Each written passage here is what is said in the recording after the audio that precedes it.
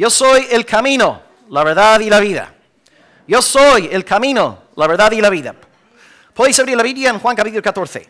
Y vamos a leer del 4 al 11. Título: Yo soy el camino, la verdad y la vida. Juan 14 del 4 al 11. Juan 14 del 4 al 11.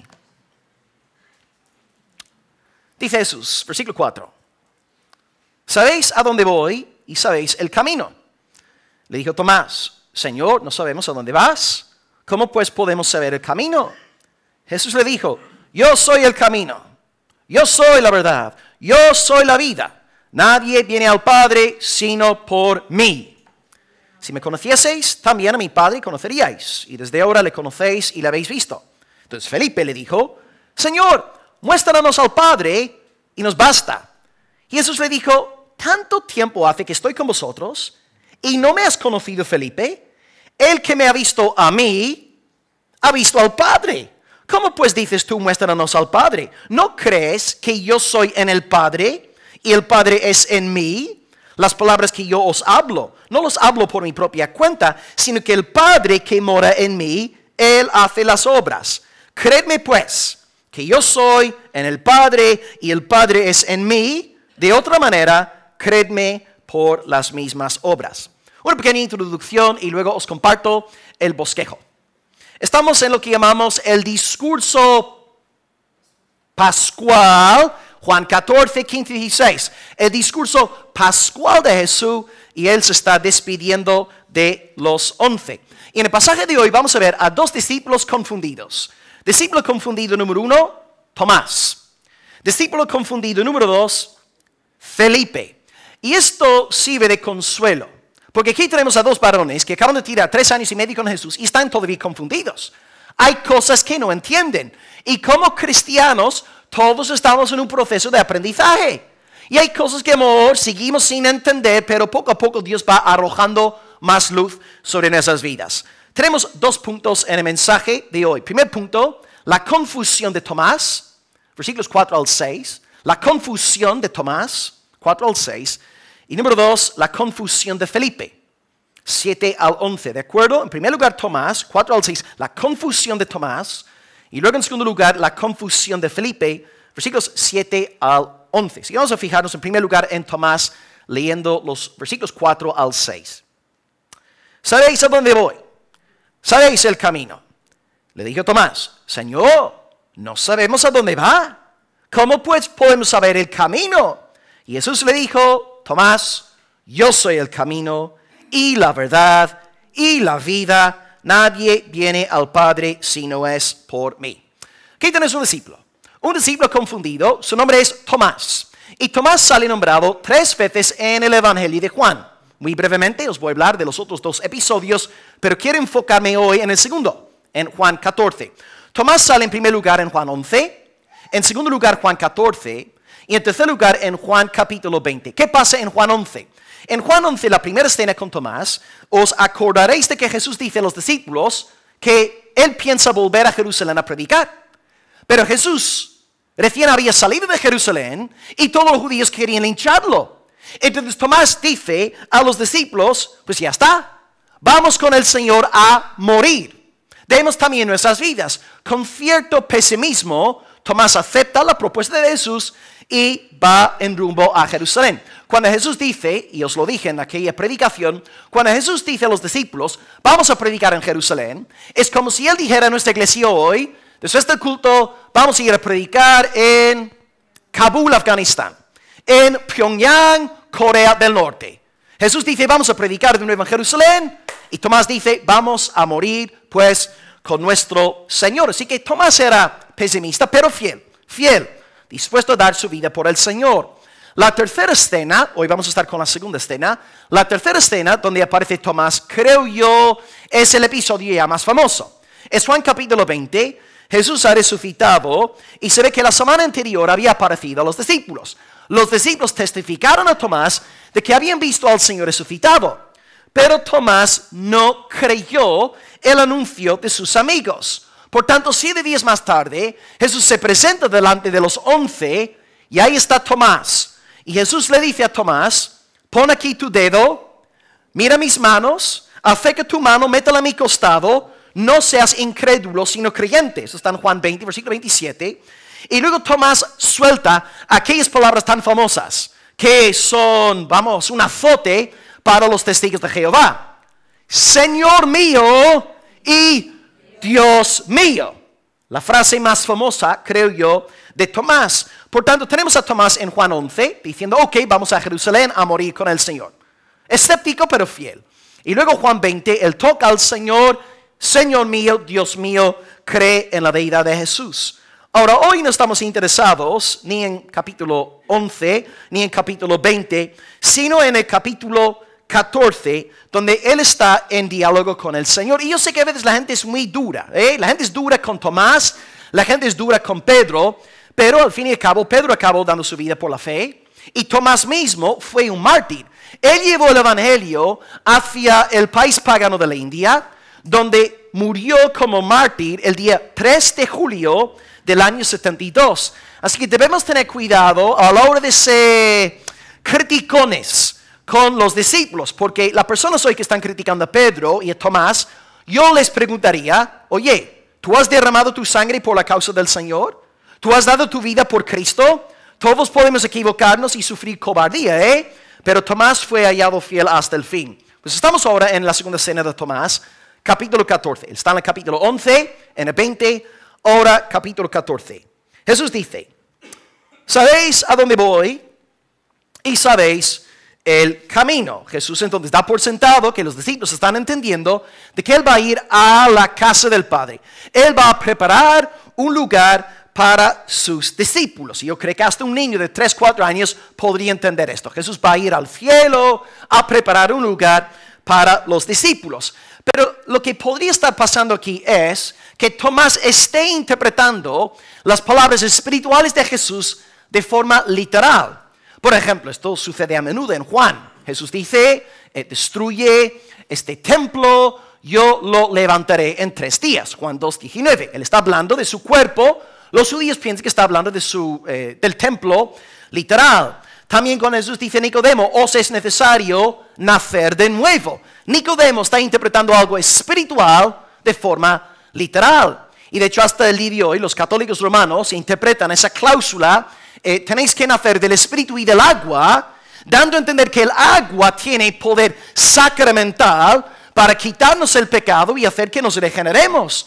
Por tanto, vemos hasta el día de hoy en la Iglesia Católica Romana el peligro de literalizar verdades espirituales. Otro buen ejemplo que vemos en la Iglesia Católica, en Juan 6, Jesús dice, no tenéis vida en vosotros si no coméis mi carne y si no bebéis mi sangre. Y por eso la Iglesia Católica cree en la transubstanciación. Vamos a ver, Jesús está hablando metafóricamente de la fe en Él. Te alimentes de Él, te nutres de Él.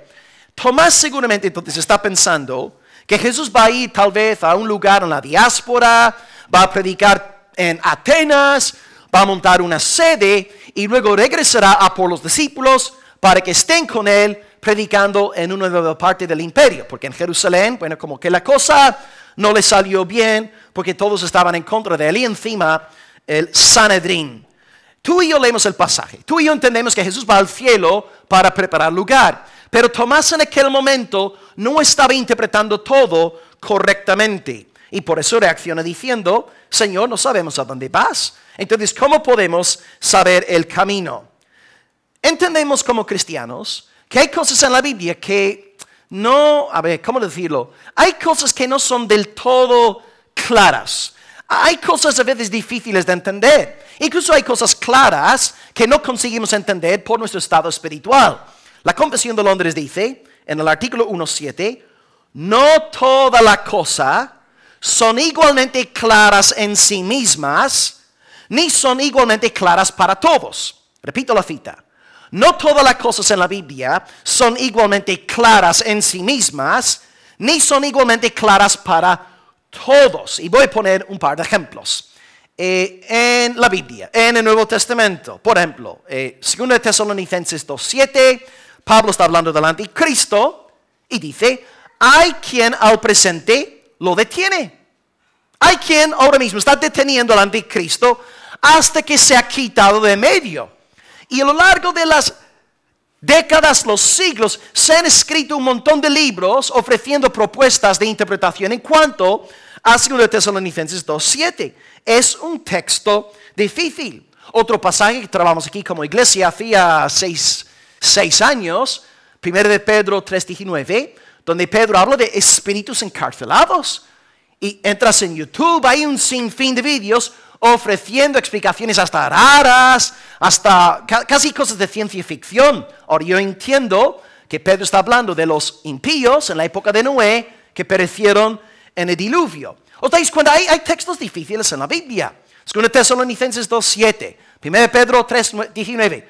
Luego la literatura apocalíptica, Daniel, Zacarías, Ezequiel, secciones de Apocalipsis, son libros difíciles de entender por el estilo literario. Es un lenguaje apocalíptico. Entonces entendemos que es así. El libro del Levítico también nos cuesta, porque vivimos en el siglo XXI y hay muchas cosas, muchas leyes que para nosotros ya no tienen sentido. Nos damos cuenta entonces, hermanos, de que no todas las cosas en la Biblia son igualmente claras. Hay cosas más fáciles, hay cosas más difíciles. Un niño puede entender el eje central de la Biblia, ¿no? El hombre es pecador, Dios envía a su Hijo para morir en la cruz por nuestros pecados, lo resucita al tercer día para darnos la vida eterna. Todos aquellos que creen en Cristo serán perdonados y recibirán la bendición eterna. Esto lo podemos entender fácilmente. Pero luego hay cosas que son más profundas, que son más difíciles de entender. Y la confesión no solamente dice que hay cosas más y menos claras, sino que agrega que no todas las cosas son igualmente claras para todos. O sea, objetivamente hablando hay textos difíciles, pero luego subjetivamente hablando, para algunos en la congregación vais a captar ciertas verdades enseguida, pero otros hermanos no las vais a captar con tanta rapidez, ¿verdad? ¿Y a qué se debe esta lentitud? Pues se puede deber a varios factores. Primer factor por el cual las cosas de la Biblia no son claras es, uno, falta de nuevo nacimiento. Si no has nacido de nuevo, tú no puedes entender este libro. Es un cuento chino. Es un cómic, un libro de literatura. No te dice nada. Abres la Biblia y te aburre. No te enseña nada, no te dice nada, no te interesa. Porque el hombre natural no puede decir las cosas que son del Espíritu. Dice 1 Corintios 2:14, el hombre natural no percibe las cosas que son del Espíritu Santo de Dios. Jesús, por ejemplo, enseña en parábolas. La gente no se enteraba de lo que decía y luego daba el significado a los discípulos en secreto. Es que si tú no has nacido de nuevo, es normal que no entiendas la palabra. Es normal que mis predicaciones no te digan absolutamente nada, porque no estás en el Espíritu, estás en la carne. La segunda razón por la que la Biblia puede resultarnos a nivel personal difícil de entender es, número 2, por el tema de los dones. Dios da dones a la iglesia. Dios da a varones capacitados para poder enseñarnos claramente sobre las cosas difíciles en la Biblia. No todos tenemos los mismos dones. Por tanto, se supone que un pastor al leer la Biblia entiende más, comprende más que un feligrés común y corriente. ¿Por qué? Porque hay una cuestión de dones espirituales. Dios te da a ti tus dones, Dios me da a mí mis dones, y luego Dios usa a los pastores, a los maestros, para aclarar el significado de textos que son complicados, ¿cierto? Hay textos difíciles en la Biblia. Pablo dice en Efesios 4:12 que Dios dio al cuerpo dones para la edificación del cuerpo de Cristo. Por el tema de los dones, hay hombres en la congregación que van a tener más luz, más alumbramiento. No es por su mérito, no es por su dignidad, es una gracia que Dios les da para que ellos edifiquen a la iglesia. Nada de gloria aquí para el pastor. Entonces, esta es la razón por la que también nos puede costar más entender ciertas partes de la Biblia por este asunto de dones. Por eso Pablo dice a Timoteo, yo quiero que tú estés 100% entregado a 3 cosas. 1 Timoteo 4:13, la labor de leer, enseñar y exhortar. Leer la palabra de la iglesia, enseña la palabra de la iglesia, exhorta a la iglesia. El pastor está dedicado a la lectura de la palabra, la exhortación a partir de la palabra y la enseñanza a partir de la palabra. Mira, el pastor puede ser más extrovertido, más introvertido, más simpático, más tímido, más no sé qué, más no sé cuánto, más carismático, más normalito. Pero lo que sí tiene que tener es un celo indomable por la fiel exposición de la palabra de Dios. La palabra del Señor, el don es dado para que la palabra sea predicada y la iglesia reciba alumbramiento de parte del Espíritu Santo. Entonces Dios levanta siervos así. Un buen ejemplo es Nehemías 8, 7 al 8, donde dice la palabra de Dios que los levitas hacían entender al pueblo la ley. Leían el libro de la ley y ponían el sentido de modo que entendiesen la lectura. Ha sido mi experiencia aquí en la iglesia que después de un determinado culto, un hermano, una hermana, se me ha acercado diciéndome, mi pastor, antes de empezar el culto no entendía el versículo. Y ahora después de la predicación, ahora lo veo. Ahora lo entiendo. ¿Veis? Dios da dones a la iglesia para la edificación de los hermanos. Y por esta razón no todos vamos a tener el mismo nivel de comprensión en nuestra lectura bíblica. Y la tercera razón. Uno, no entendemos la Biblia porque no hemos nacido de nuevo. Dos, porque a lo mejor no tenemos ciertos dones que Dios da a hombres capacitados por su gracia. Y número tres es el factor ético. Hay personas que no crecen en su conocimiento de la palabra de Dios porque están viviendo en desobediencia. Son unos rebeldes. No aman a la iglesia, no se comprometen con el cuerpo de Cristo, viven en pecado, están en el mundo viviendo como unos demonios y desde luego no van a crecer en el conocimiento de la palabra de Dios. Porque el conocimiento de la palabra es un conocimiento práctico. Dice Jesús en Juan 8, 31. Si vosotros permaneciereis en mi palabra, seréis verdaderamente mis discípulos y conoceréis la verdad. ¿Os dais cuenta, hermanos? Antes de tú poder crecer en tu conocimiento de la verdad de Dios, si no estás obedeciendo la luz que Dios ya te ha dado, no vas a poder crecer en tu comprensión de la palabra. Es que mejor hay hermanos aquí y sois unos desobedientes. ¿Sabéis lo que Dios enseña sobre el papel del padre, el papel del esposo, de la esposa, los deberes congregacionales y hacéis caso omiso a la enseñanza de la palabra de Dios? Y os preguntáis, ¿por qué estoy estancado? ¿Por qué estoy apagado? ¿Por qué no tengo ganas de orar? ¿Por qué? Porque tienes que arrepentirte. Porque eres un rebelde. Porque no estás obedeciendo la luz que Dios ya te ha dado. Entonces, amado, si tú quieres crecer en la luz de Dios, obedece la luz ya recibida. Y luego el Señor se encargará de abrir tu corazón para comprender mejor la palabra del Señor. Ahí tenéis pues tres razones. Porque no siempre comprendemos la palabra. Uno, falta de nuevo nacimiento. Dos, por la cuestión de dones. Y número tres, el factor ético. Un desobediente no puede recibir más luz de parte del Señor. Ahora, el texto en sí. Señor, no sabemos a dónde vas. ¿Cómo podemos saber el camino? Jesús acaba de tirar 3 años y medio enseñándolos. Sobre el Padre, sobre el cielo. Y si yo fuera Jesús, día y noche con estos, ¿no? Que no paran de darme dolores de cabeza. 3 años y medio y les digo que voy a ir al Padre. Y Tomás dice, ¿a dónde vas? Yo seguramente hubiera reaccionado, ¡ay, enfadado, gritando! Pero fíjate en la paciencia pastoral del Señor. Contesta la pregunta de Tomás. En vez de reprender, en vez de machacar a Tomás, le contesta la pregunta. Y suelta algo que es, bueno, políticamente incorrecto, ¿verdad? Yo soy el camino. Yo soy la verdad. Yo soy la vida. Nadie viene al Padre sino por mí. Contesta la pregunta de Tomás. No le regaña. No le corta en pedazos. Le contesta. ¡Qué ternura pastoral! Bueno, antes que nada, aquí tenemos el sexto yo soy. En Juan, ¿cuántos yo sois hay? 7. Estamos pues con el penúltimo. Estamos llegando ya al séptimo. Hemos visto que yo soy es el nombre divino.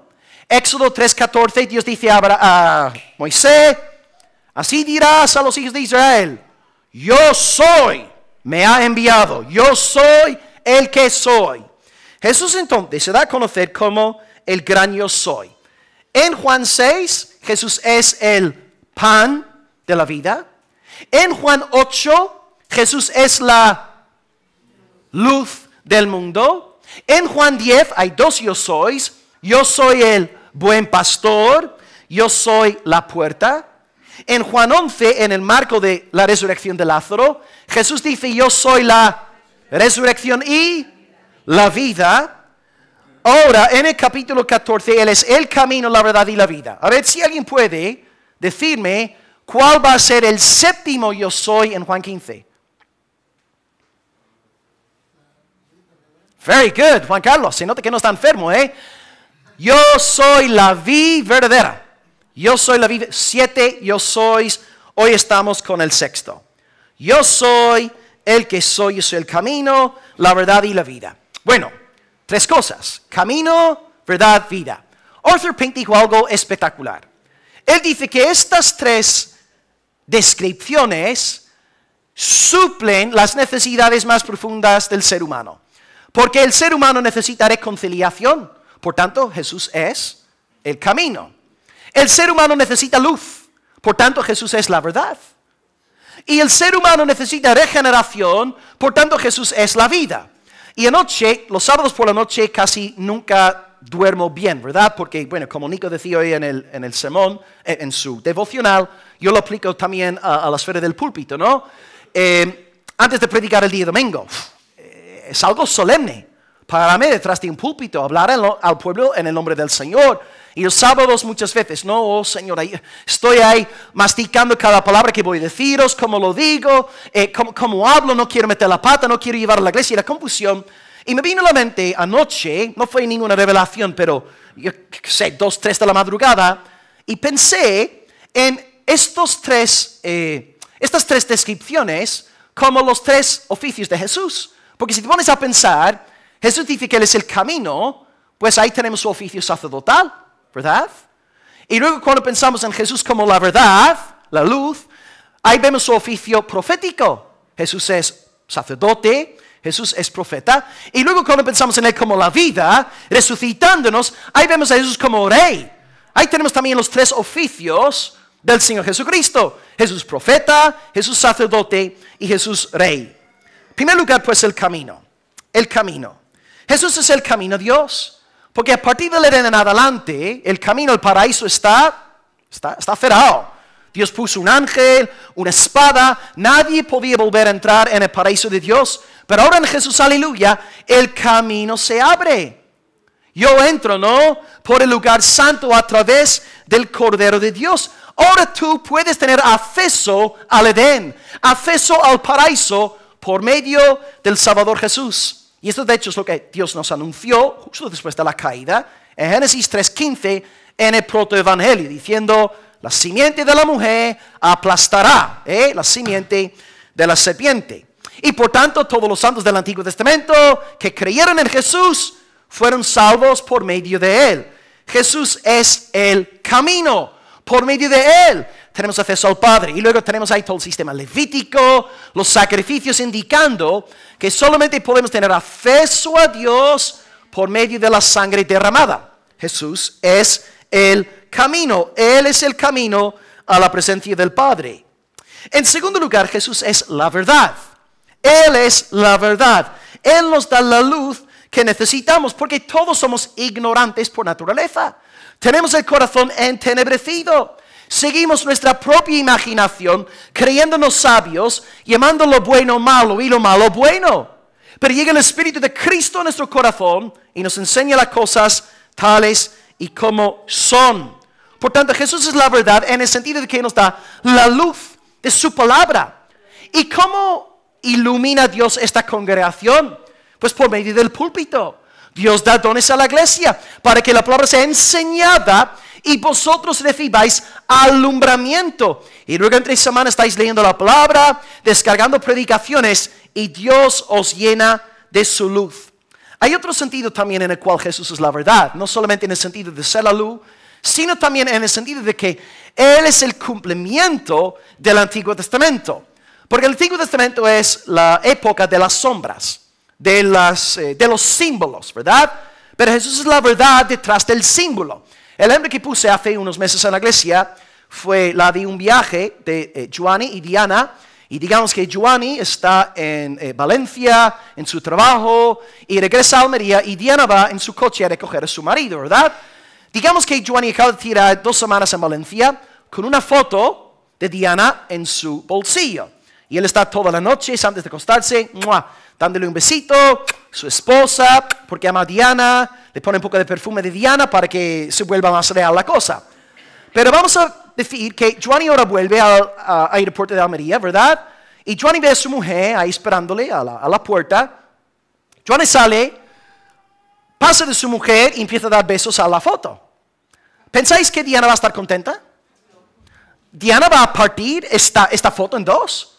Giovanni, aquí está mami, aquí estoy yo, dame a mí un beso. Yo quiero un beso, un ósculo santo. ¿Os dais cuenta? El Antiguo Testamento es la foto de Diana. Pero el Nuevo Testamento es la realidad, es Diana en persona. Es Cristo en persona. Entonces, Jesús es la verdad en el sentido de que el Antiguo Testamento es una foto. Es como una foto en blanco y negro. Es una foto encima rayada. Pero ahora viene Jesús y ahí está la verdad. Y por eso no entiendo a los judaizantes. Es que no los entiendo. Los judaizantes están enamorados de una foto.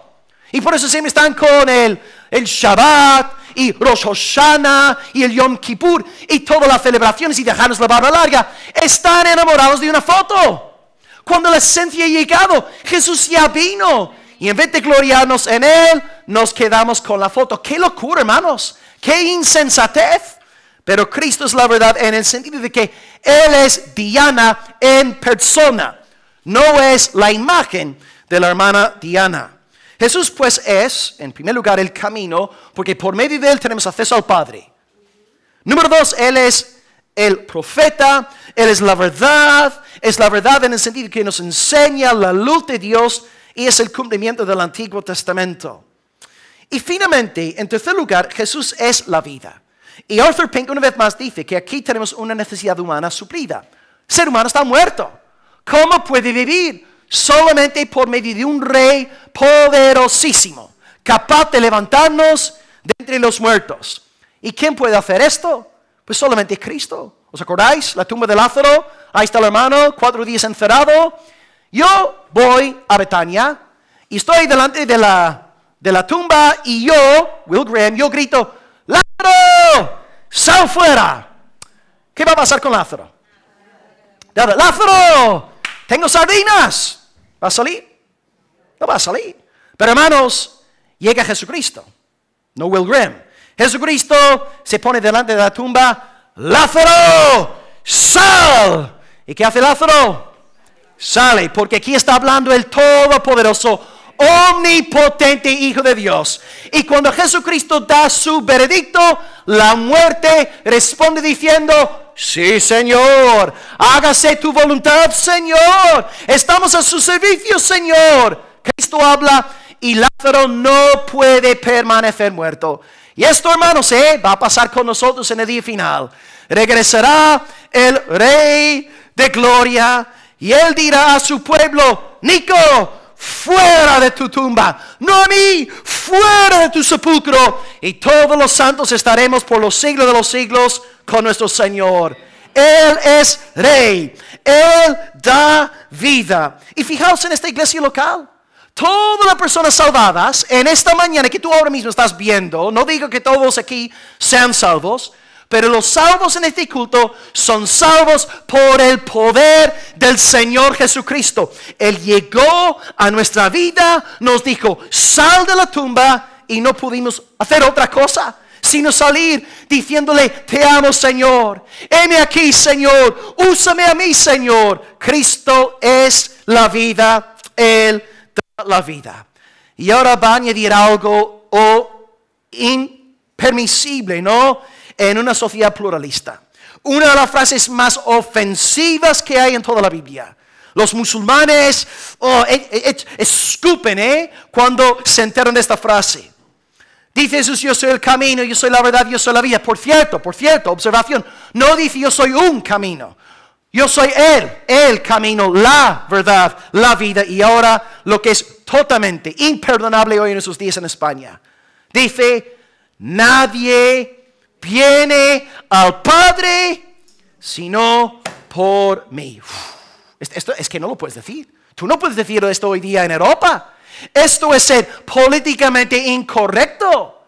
Esto es incitación al odio. Estamos excluyendo a la gente. Estamos excluyendo a los budistas, musulmanes, a los ateos. Un cristiano no puede hablar así. Un cristiano tiene que ser amoroso, blandengue, una mariposita. No, Jesús dice, nadie viene al Padre si no es por mí. Palabra del Señor, hermanos. Diga lo que diga ahí en Bruselas. Cristo es el camino, la verdad y la vida. Yo creo que hoy, si Cristo estuviera predicando, las iglesias evangélicas, conociéndolas como están hoy día, le dirán al Señor después del sermón, mira Jesús, tienes 33 años, eres un mocoso todavía, eres un poco fanático, tienes que, mira, pule estas cosas de tu ministerio. No digas las cosas de esta manera tan brutal, ¿no? Pero hermanos, aquí está hablando de Dios hombre. Jesucristo te dice, nadie viene al Padre sino por medio de Él. Es así. Nadie va al Padre si no es a través del Señor Jesucristo. Él dice la verdad. Y los discípulos estuvieron dispuestos a darlo todo por esta verdad. ¿Os acordáis de Pedro azotado en Hechos? Y luego dice en Hechos 4:12, no hay otro nombre bajo el cielo dado a los hombres en el cual podamos ser salvos. Y está predicando una generación que tenía miles y millones de dioses greco-romanos. Y Pedro dice, solamente Jesucristo salva. Y hoy os repito exactamente lo mismo. No eres una buena persona, eres malo. Eres digno de condenación eterna. No serás salvo por ser majo, por ayudar a abuelitas, por ser muy buena gente. Tú solamente serás salvo por medio de Jesucristo. Él es el único camino, la única verdad y la única vida. Si no estás en Él, estás bajo maldición eterna. Solamente Cristo. Solus Christus. Ahora yo sé que los musulmanes van a decir otra cosa, los budistas van a decir otra cosa, pero yo me aferro a Jesucristo porque Él es Dios encarnado. Y sabemos que Él dijo la verdad porque Dios hizo algo con Él que no hizo con ningún otro líder religioso.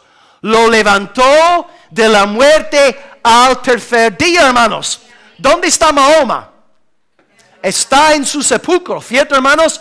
¿Dónde está Jesucristo? Reinando a la diestra del Padre por los siglos de los siglos, con todo poder y toda gloria en los cielos y en la tierra. Hacemos caso a Jesucristo. Es el único camino, no hay otro. Y por tanto, si tú estás aquí en Jesucristo, tienes acceso al Padre, eres salvo, aleluya, gloria a Dios. Pero si no eres de Jesucristo, recuerda que en esta mañana solamente hay una persona capaz de salvarte de la condenación eterna. Hay una persona que puede reconciliarte con Dios. Hay una persona que puede darte luz verdadera. Hay una persona que puede levantarte de la muerte y se llama Jesucristo, el león de la tribu de Judá, el alfa, la omega, el principio y el fin, el primero y el último, el que era, el que es, el que ha de venir, el todopoderoso, que da gratuitamente de la fuente del agua de la vida. Confiado en Cristo. En Cristo hay paz para con Dios. En Cristo hay perdón. En Cristo hay vida eterna. ¿Por qué? Porque Él es el camino. Él es la verdad. Él es la vida. Y no hay quien se acerque al Padre si no es a través de Él. Por tanto, para acabar este primer punto, pido disculpas, pero tengo que corregir al Papa Francisco, que en una visita papal el año pasado estuvo en Irak y dijo que los cristianos, los musulmanes y los judíos tenemos el mismo Padre. Falso, falso. El único que tiene a Dios por Padre es aquel que está en su Hijo Jesucristo.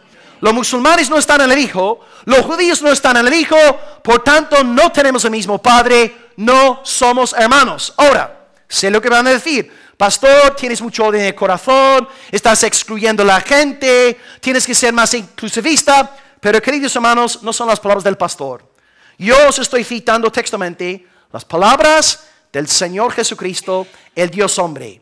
Si Jesús lo dice, es así. Y como os dije hace un par de domingos, si Jesucristo me dice a mí, Will, este púlpito es azul, yo le creo a Él. Yo le creo a Jesucristo porque Él es más listo que yo. Jesucristo no miente, Él es la verdad. Bien, amados. Pues ahora vamos a ver al hermano Felipe, otro varón que dio su vida por el Señor. Y vamos a leer versículos 7 al 11. Así que hemos visto a Tomás. Jesús habla del camino, la verdad y la vida. Y ahora vamos a leer Juan 14 del 7 al 11.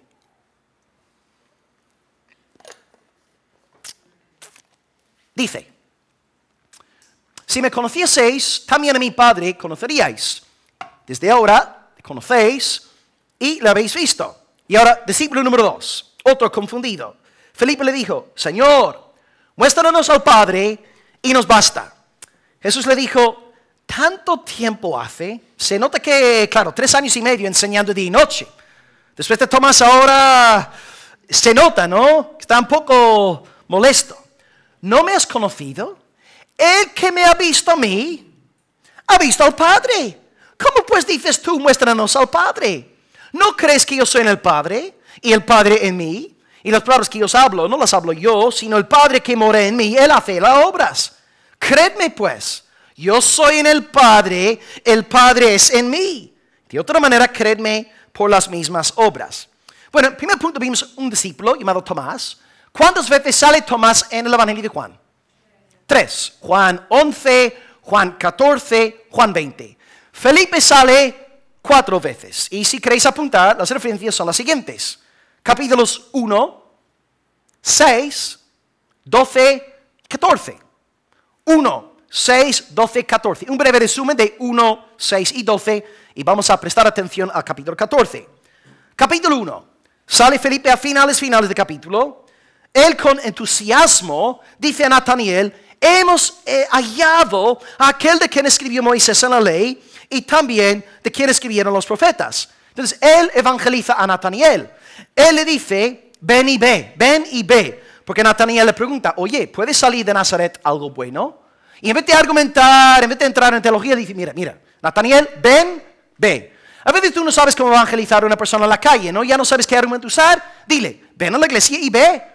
Ven a la iglesia y escucha. Y muchas veces Dios usa la comunidad de la fe para convertir el corazón, ¿no?, de ese incrédulo. Así que vemos en capítulo 1, Felipe evangelizó a Natanael. Segunda ilustración, o segunda escena, Juan capítulo 6. Juan 6, estamos en Galilea, la multitud tiene hambre. Y Jesús le dice a Felipe: ¿de dónde compraremos pan para que coman todos estos? Felipe, en vez de decir: mira, tú eres el Hijo de Dios, tú eres todopoderoso. Tú creaste todo a partir de la nada, ¿no? Con el Padre y con el Espíritu en el principio. Tú puedes fácilmente alimentar a la multitud. Felipe responde diciendo: Señor, 200 denarios de pan no bastarían para que cada uno de ellos tomase un poco.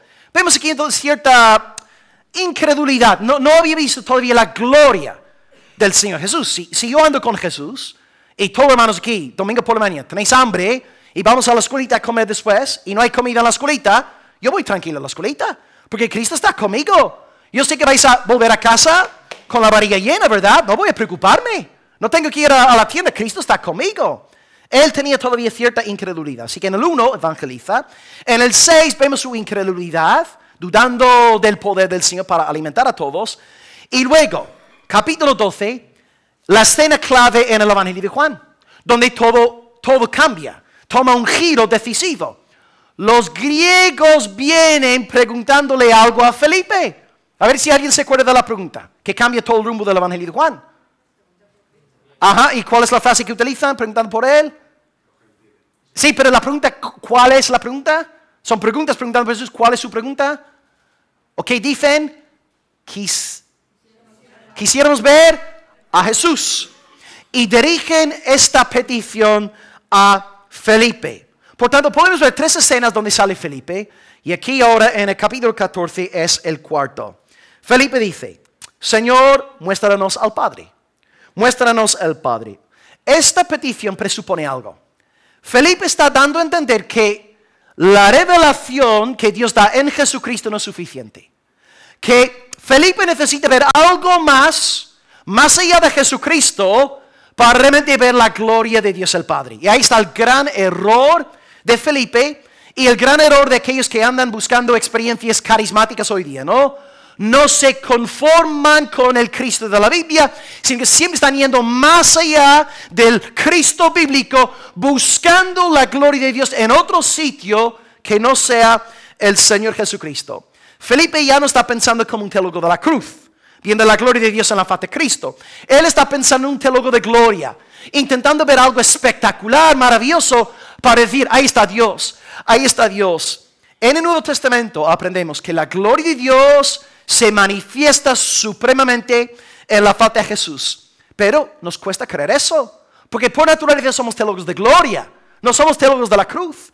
Dice J. Ceril, a finales del siglo XIX, somos incapaces de hacernos una idea de lo extremadamente difícil que debió de ser para los discípulos comprender la naturaleza de su maestro en los tiempos en que estaba en forma de siervo y eclipsado por la pobreza, la debilidad y la humillación. Es difícil, ¿no? Piensa en una persona que te viene a ti, se acerca ahí en la calle, entre semanas, estás trabajando, y te dice a ti, mira, yo soy el Hijo de Dios, créeme.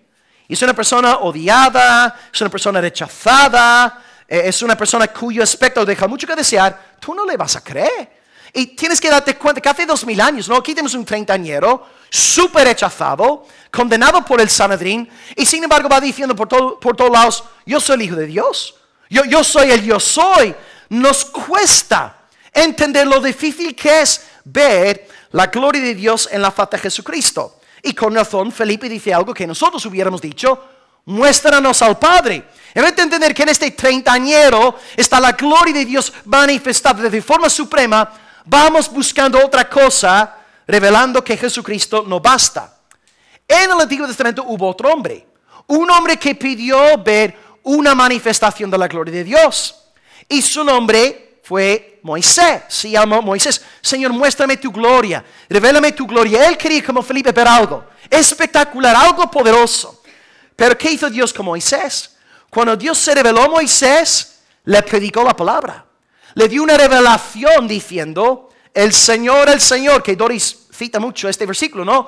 El Señor, fuerte, misericordioso, piadoso, tardo para la ira y grande misericordia y verdad. Vemos entonces cómo Dios revela su gloria a Moisés por medio de la palabra predicada. Y esto es exactamente que Felipe no había entendido. Estaba buscando algo más allá de la palabra, algo más allá de Cristo. Y tienen que entender que la gloria de Dios se ve en Jesús. Jesús nos dice, el que me ha visto a mí, ha visto al Padre. Felipe aprende a ver la gloria de Dios en la humillación. Es difícil para nosotros creer en este culto, ¿no? Es difícil creer que realmente Dios aquí está obrando entre nosotros. Parecemos un colectivo social, por gente, bueno, con necesidad de amistad. Son personas realmente sin familia, no son personas muy adineradas y necesitan juntarse semanalmente para cobrar un poco de ánimo. Es fácil pensar en esta reunión como algo puramente mundano. Pero amados, con ojos de fe, podemos ver que Dios está siendo glorificado en este culto. Dios está hablando. Y yo sé que cuesta creer. Mira, hay un hombre en el púlpito. Tiene sus 38 años. Es del norte de Europa, del Reino Unido. Y este hombre está predicando con su trasfondo, con sus ideas. Pero es difícil entender que ahora mismo a través de su boca Dios está hablando al pueblo de Dios. Es difícil creer esto, ¿no? Porque humanamente hablando es una reunión más. Pero espiritualmente hablando vemos la gloria de Dios en la humillación. Y aleluya, llega el día, se está acercando el día en el cual ya no habrá más humillación. Todos seremos glorificados hasta el pastor. Felipe necesita entender que la gloria de Dios en este mundo se ve de forma, como decía Lutero, de forma oculta, de forma escondida. Vemos la gloria de Dios en la persona del Señor Jesús. Felipe tardó en entender esta lección. Y aquí doy una palabra de ánimo a los predicadores, a los maestros y maestras de la escuela dominical, a los padres que estáis discipulando a los niños en casa, leyendo la palabra, enseñando las mismas verdades día tras día, semana tras semana, y luego después de un prolongado tiempo de meses, años, uno de los niños te pregunta algo tan elemental, dice, papi, eso no lo entiendo. Pues ánimo, ánimo, esto también le pasó al Señor. Y por eso tú tienes que tener este corazón pastoral, ser paciente. Y cuando hay dudas, hay preguntas, como con Tomás Felipe, luego explicas de nuevo, luego sacas la Biblia. Mira, hijo, las cosas son así y así. Ten paciencia y no te desanimes, ¿no? A veces no ves fruto, piensas, ¿cómo puede la gente después de 3 años y medio estar preguntándose lo mismo? Pues pasó con el Señor Jesús. Ánimo, padres. Ánimo, maestros de escuela dominical. Ánimo, predicadores. Es normal. Todos estamos en un camino de aprendizaje. Y ahora Jesús dice, si me has visto a mí, has visto al Padre. Esto significa, pues, que Jesús, a pesar de ser un ser humano, se considera igual que el Padre. ¿Os imagináis si ahora mismo dejara de predicar y dijere, Lidia, si me has visto a mí, has visto a Dios el Padre? Hermanos, menuda blasfemia. ¿Cómo puede yo, un simple ser humano, decirle a Lidia, si me has visto a mí, has visto al Padre? No, a veces leemos estos versículos sin entender el choque que produjeron. Aquí tenemos un 30añero diciendo, yo soy Dios. Es como antes en el capítulo 10:30 cuando dice, yo y el Padre, uno solo. ¿Cómo puede un hombre decir esto? Porque Él es Dios. Él es Dios encarnado, la segunda persona de la Trinidad. En Jesús vemos a Dios perfectamente. Y Él es superior a todas las revelaciones que tenemos de Dios en el Antiguo Pacto. Por ejemplo, en el Antiguo Pacto tenemos a Dios revelándose por medio del fuego. Y vale, el fuego te puede hablar de la pureza de Dios, la santidad de Dios, la ira de Dios. Pero el fuego no te habla de la misericordia de Dios, la paciencia pastoral de Dios, el amor de Dios, la benevolencia de Dios. ¿Veis? Jesucristo es superior. Piensa en el fuego, piensa en la nube, las manifestaciones divinas, todas ellas son superadas por Jesús. En Jesús vemos el carácter perfecto del Padre. En Jesús veo la santidad del Padre, la justicia del Padre, el amor del Padre, la gracia del Padre, la paciencia del Padre. En Jesús veo a Dios tal y como es. Entonces, como cristiano, lo que yo no debo hacer es pensar en Dios de forma abstracta, independientemente de Jesús. Como cristiano que soy, yo reflexiono sobre el ser de Dios por medio de las gafas de Jesucristo. Me pongo las lentillas de Cristo y al contemplar a Cristo, ahora entiendo cómo es Dios. Ahora entiendo cómo es el Padre. Ahora veo su corazón compasivo. Ahora veo su santidad. Así razona un cristiano. No empieza con un Dios abstracto, un Dios falso. El cristiano comienza con el Dios revelado en la faz de Jesucristo. Entonces, pastor, ¿cómo es Dios? Dios es como Jesucristo. Jesucristo es el reflejo perfecto del Padre, la imagen misma de su sustancia. Colosenses 1:15, en Él habita corporalmente toda la plenitud de la deidad. Si vas a pensar en Dios, piensa en Jesucristo y así entenderás cómo es Dios el Padre. Dios el Padre se revela de forma suprema en la faz de Jesucristo. Ahora, una palabra de advertencia, que nadie me malinterprete. Cuando nosotros aquí estamos diciendo que Jesucristo es la manifestación del Padre, o cuando dice que si me has visto, me he visto al Padre, no estamos declarando la doctrina unitaria, que están aquí por cierto en Ana María. Ellos dicen que Dios el Hijo es Dios el Padre y Dios el Espíritu Santo. No hay una diferenciación personal en la deidad, es la misma persona. Por ejemplo, Will es pastor, Will es marido, Will es profesor. Son 3 oficios diferentes, pero es la misma persona. No, hermanos, esta enseñanza es errónea. La doctrina trinitaria nos enseña que Dios el Padre es una persona, Dios el Hijo es una persona y Dios el Espíritu Santo es otra persona. 3 personas, una esencia divina. Porque si no fuera así, hermanos, y como siempre pregunto a los de Solo Jesús, si me escriben en las redes, si tu doctrina es cierta y Jesús es el Padre, ¿a quién oró Jesús? ¿A quién oró? ¿Estaba hablando consigo mismo? Sí, Jesús es el Padre y Jesús está orando al Padre. Jesús está hablando consigo mismo. Si Jesús es el Padre, ¿quién envió al Hijo para morir en la cruz? ¿Os dais cuenta? Solo Jesús destruye la economía divina. Entonces debemos entender que al decir que si vemos a Cristo, vemos al Padre, no es que el Hijo sea el Padre. Hay una diferenciación personal en la deidad. Y Jesús aquí, lo que dice en el versículo 10, derribe a los unitarios. Versículo 10 dice, ¿no crees que yo soy en el Padre y el Padre en mí? ¿Os dais cuenta? Jesús está diferenciando entre Él y el Padre. El Padre está en mí, yo estoy en el Padre. No es la misma persona. Son dos personas diferentes. El que me ha visto a mí ha visto al Padre. Versículo 10. Las palabras que yo os hablo, no los hablo por mi cuenta, sino el Padre que mora en mí, Él hace las obras. Creedme, de nuevo, yo soy en el Padre es en mí. No somos la misma persona. Y de otra manera, creedme por las mismas obras. Entonces, Jesús te dice en esta mañana, el Padre está en mí. Y si tú me ves a mí, estás viendo al Padre. Es como si me permitieras la expresión, un espejo, ¿verdad? Es como un espejo, como si Jesús fuera un espejo visible. Tenemos la imagen en el cielo del Padre reflejándose a través de Jesucristo.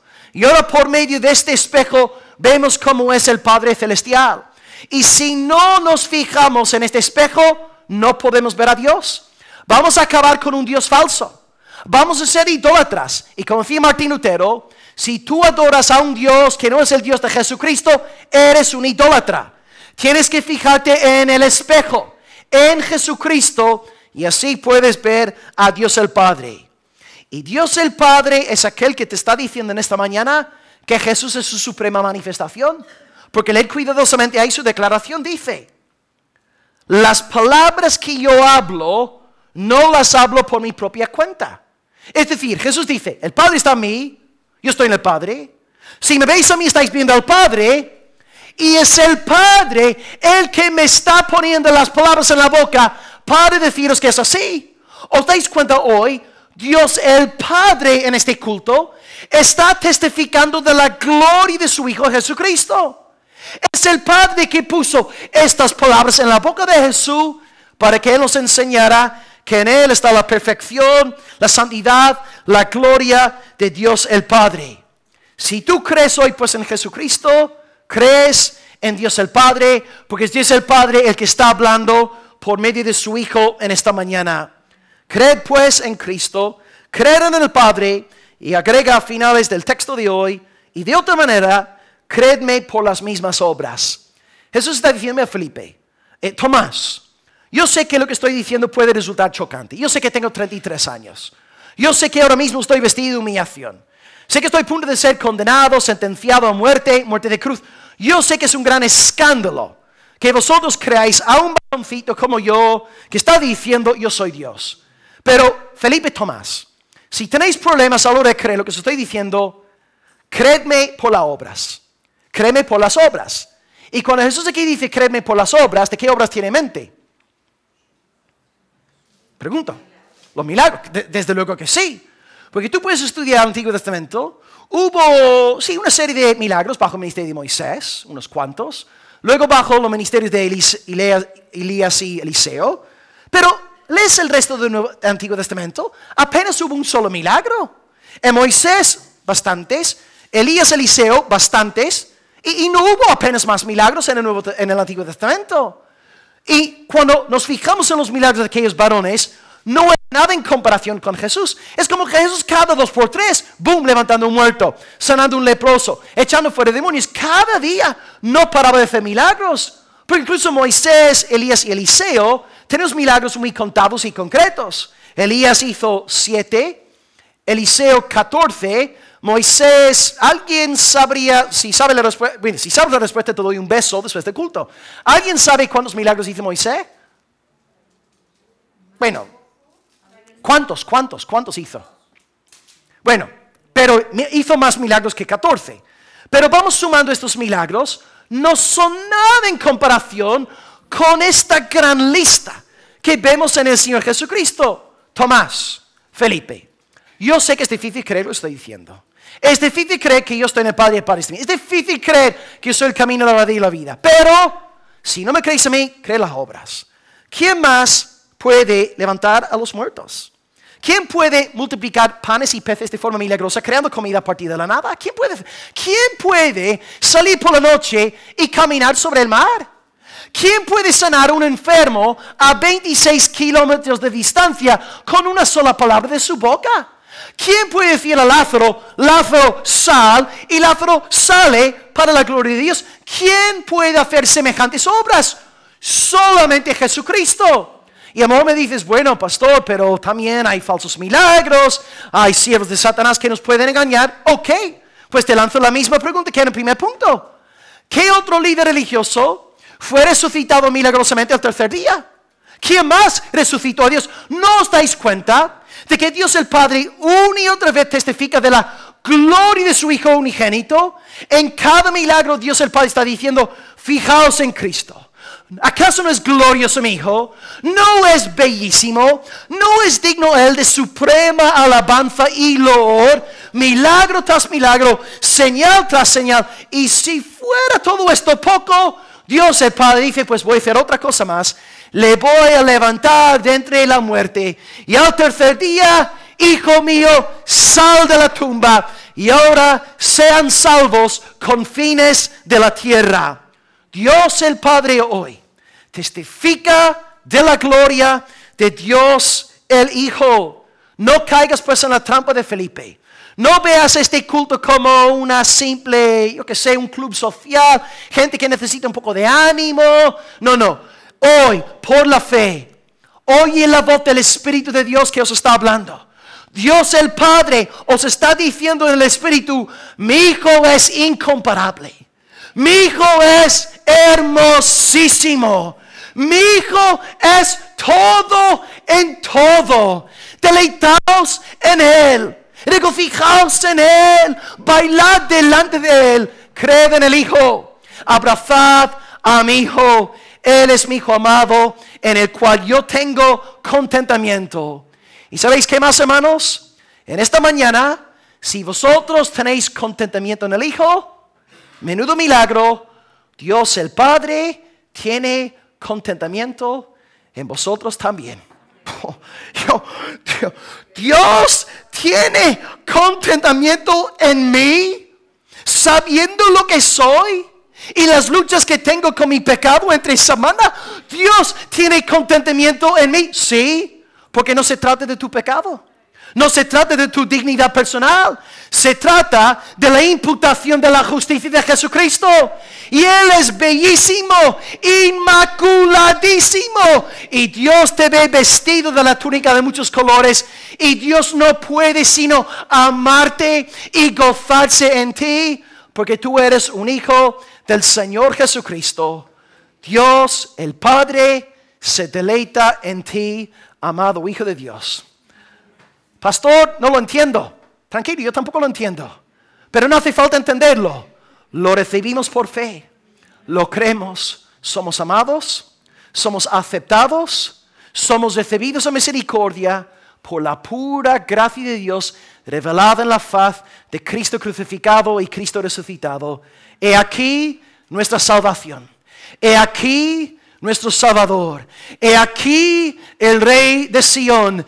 He aquí el Todopoderoso Hijo de Dios, Jesucristo. A Él la gloria, a Él la alabanza, a Él la sabiduría y las riquezas, a Él las acciones de gracias por los siglos de los siglos. Y el pueblo de Dios dice amén y amén. Gloria al Rey de gloria. Amados, hoy hemos visto 2 puntos en el sermón. Empezamos con la confusión de Tomás. Señor, no conozco el camino. Y el Señor con mucho amor pastoral. Tomás, yo soy el camino. Yo soy la verdad. Yo soy la vida. Y luego lo imperdonable. Nadie viene al Padre sino por mí. Solamente en Cristo hay salvación. Y número 2, la confusión de Felipe. no regaña a Felipe, no pega a Felipe, pero le dice, mira Felipe, si me ves a mí, yo sé que cuesta entender eso, pero si me ves a mi humillación, verás la gloria del Padre. Y si no me crees, pues cree todas las obras que he hecho, porque son muestras de que el Padre está conmigo. Por tanto, hoy en el culto debemos aprender a pensar en nuestro Dios a partir de Jesucristo. Y si pensamos en Dios de otra forma que no sea a través de Jesucristo, somos idólatras, siguiendo un Dios de nuestra propia imaginación. Nuestro Dios es el Dios de Jesucristo. Y qué dulzura saber, si estamos unidos a Cristo por la fe, casados con Él, con el anillo de la fe, no solamente es amado a Jesucristo, sino que todos los que están unidos a Él son amados, aceptados y bendecidos por el Padre. Gloria a Dios por Jesucristo. Aleluya a Dios por Jesucristo. En Él estamos a salvo. El pueblo del Señor dice, amén, aleluya. Oremos a nuestro Dios. Amén. Sí, Señor, gloria a ti. Padre, tú nos has dado el espejo perfecto, la imagen misma de tu sustancia. Sabemos que fue difícil para Tomás y Felipe ver la gloria tuya en la faz de Jesús. Porque un hombre seguramente con sudor en el rostro, con arrugas, también un hombre muy odiado, con su acento de Galilea. Señor, sabemos que fue muy difícil para ellos entender lo que Jesús hoy estaba enseñando. Pero te damos gracias, amado Padre, porque tu buen espíritu vino a nuestro corazón y nos dio el entendimiento para entender que en aquel treintañero estaba tu gloria. Tú estabas en Él y Él estaba en ti. Y en realidad aquel nazareno era el creador del mundo, el alfarero de todo, Señor. Y te damos gracias, Dios, porque sabemos que lo que predicamos en esta mañana es una locura. El hombre natural se congrega hoy con nosotros diciendo este culto es una locura, es un club social, esta gente ha perdido el norte, están todos mal de la cabeza. Pero hoy por la fe y tu espíritu, nosotros hemos oído tu voz, Señor. Hemos recibido tu palabra, nos has nutrido, nos has levantado, nos has fortalecido. Y después de una semana de lágrimas y de tristezas y de dolores, salimos hoy del culto bendecidos, animados, porque tú, Señor, has querido una vez más animarnos a través de la palabra predicada. Así lo hiciste con Moisés en el monte, cuando le proclamaste tu palabra verbal. Así lo hiciste con Felipe, cuando tu hijo le dijo, Felipe, si me has visto a mí, has visto al Padre. Y hoy lo has vuelto a hacer hoy, Señor. La congregación ha escuchado la predicación de un varón treintañero también. Y sabemos que este hombre que ha predicado es un hombre humilde, no es gran cosa, tiene sus luchas, pero tu pueblo ha oído tu voz. Tú has hablado, te has glorificado a través de nuestra humillación y te damos alabanza. Y Dios, todos aquí nos sentimos identificados con Tomás y con Felipe. Y hoy queremos darte las gracias congregacionalmente por ser tan paciente con nosotros. Tantos años de tu enseñanza, tantos años y seguimos cometiendo, Señor, auténticas, Señor, tonterías y seguimos creyendo cosas raras. Padre, gracias por tu amor pastoral. Gracias por tratarnos con paciencia, con ternura, con tu mano suave, Señor. Y gracias, amado Señor, porque si fuera por nuestro mérito, por nuestros logros, Señor, nos habrías desechado hacía mucho tiempo. Pero gracias porque has tenido misericordia de nosotros en el bello Salvador Jesucristo. Gracias por haber fortalecido a Tomás. Gracias por haber fortalecido a Felipe.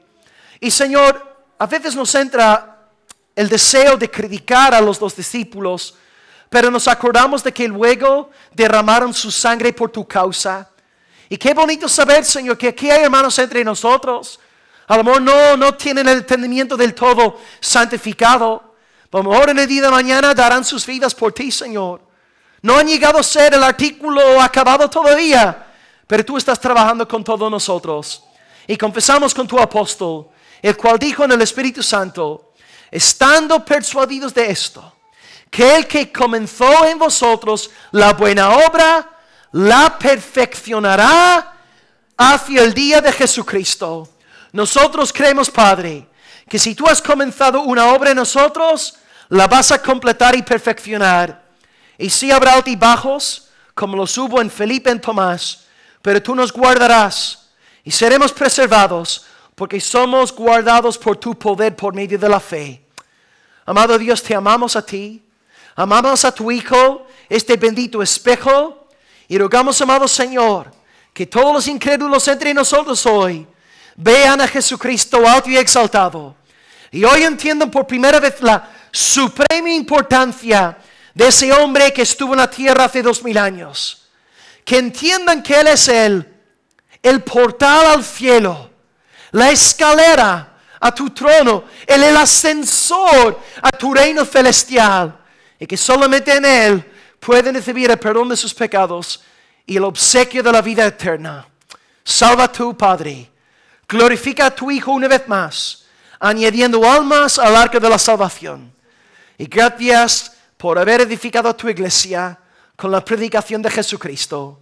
Señor, como hemos dicho en el sermón, no necesitamos que el predicador sea muy gracioso, ni muy elocuente, ni muy extrovertido, que va. Necesitamos que el predicador nos dé la palabra. Necesitamos que sea un varón cristocéntrico, porque ahí, Señor, tú envías bendición y vida eterna, Señor. Que Cristo se aleje, el centro, el motor de todo, y que todos nuestros hermanos hoy salgan del culto viéndose vestidos de la ropa, la túnica de muchos colores de Jesucristo, y que podamos oír tu dulce voz diciéndonos hoy: tú eres mi Hijo amado, tú eres mi hija amada, en la cual yo tengo complacencia. Te damos gracias, y desde luego, como no, en el nombre incomparable de Jesucristo. Y el pueblo de Dios dice amén.